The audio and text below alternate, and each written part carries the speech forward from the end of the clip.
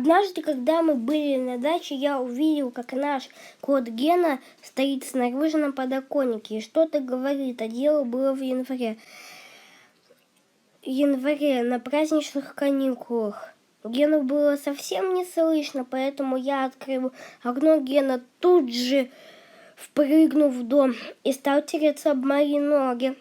А знаешь, Саня, ведь ты ему помог, и он тебя благодарит за это, сказала мама. А ведь и правда, подумал я, на улице мороз, и если пропустить момент, когда Гена возвращается с прогулки, он может замерзнуть. А интересно, на улице еще кому-то нужна помощь? Спросил я маму.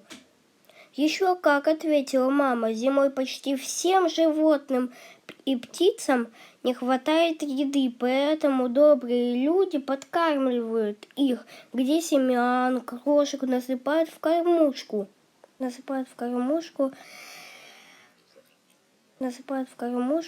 А где сено, там хлеб и даже мясо бывает.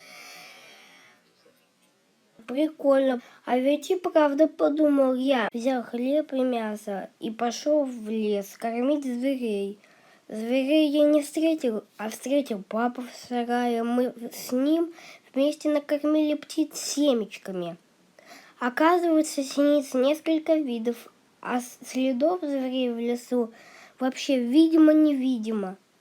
Теперь я с нетерпением жду лета, когда жизнь в лесу закипит, и можно будет внимательно за всем понаблюдать и помочь, если кому надо. И теперь я интересуюсь тем, как еще люди помогают животным, и смотрю видео на эту тему в Ютубе. И всем советую смотреть, чтобы когда понадобится помочь, не растеряться, помочь. Потому что каждая птица или животное делает что-то полезное для природы. И если хоть один вид исчезнет, случаются бедствия. Например, я смотрел видео про то, как в 20 веке уничтожили почти 2 миллиарда воробьев, потому что они клевали зерно. Но потом оказалось, что воробьи ели гусениц и саранчу. И когда воробьи умерли, насекомые съели все побеги риса и зерна. И в Китае был страшный голод, умерло 30 миллионов человек. А воробьев потом завозили из других стран.